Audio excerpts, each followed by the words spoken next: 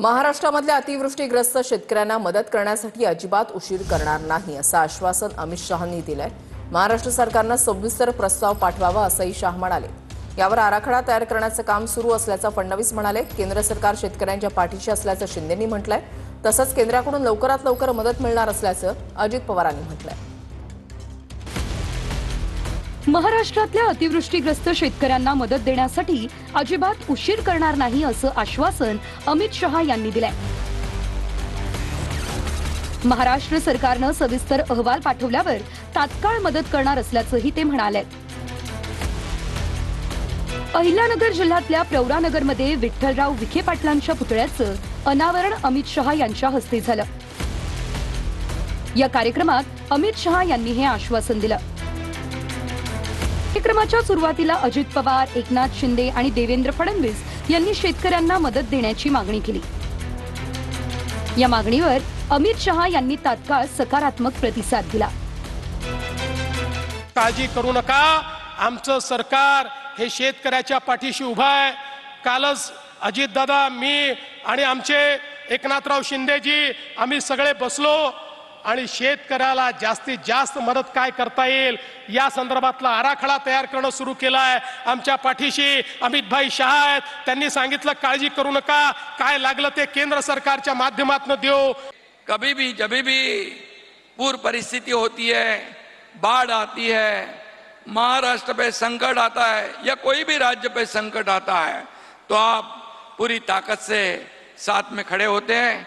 लेकिन इस संकट से उबरने के लिए केंद्र सरकार, आदरणीय मोदी जी और आपकी भी मदद की जरूरत है। हमें सहयोग की आवश्यकता है और जब जब महाराष्ट्र ने मदद मांगी तब तब केंद्र ने खुले हाथों से मदद करने का काम किया है। कालच रात्री आम्ही अमित शाह साहेबांशी बोललो, ते म्हणाले की मला प्रस्ताव पाठवा, एकदा तुमचे पंचनामे आणि सगळं काय तुमचं नुकसान झालंय ते येऊ द्या। निश्चितपणे राज्य सरकारला केंद्र सरकार देखील मदत करेल अशा प्रकारचा सकारात्मक दृष्टिकोन हा आज केंद्राने दाखवलेला आहे। अशा बऱ्याच काही गोष्टी अपन राज्याच्या भल्याच्या करता करतोय। महाराष्ट्र सरकार का त्रिमूर्ति जो है, तीन में से एक भी बनिया नहीं, मगर ये तीनों बनिए से पक्के हैं। कल ही तीनों ने लंबी बैठक मेरे साथ करी है। मैंने मोदी जी की ओर से उनको आश्वस्त किया है कि महाराष्ट्र सरकार हमें डिटेल रिपोर्ट भेज दे। मोदी जी महाराष्ट्र के किसानों की मदद करने में जरा भी देर नहीं लगाएं। दरम्यान राज्यातल्या अतिवृष्टीच्या परिस्थितीचा अंतिम प्रस्ताव राज्य सरकारनं केंद्राकडे पाठवलाच नसल्याची टीका शरद पवार यांनी केली आहे। तर शेतकऱ्यावर आपत्ती असताना काही लोक राजकारण करतायत असा पलटवार फडणवीसांनी केलाय। राज्य सरकारने तातडीने निर्णय घेऊन जबाबदाऱ्या टाकल्या पाहिजेत। जसं की केंद्राने मला असं सांगितलं की राज्य सरकारने अद्याप फायनल प्रस्ताव आम्हाला दिलेला नाही।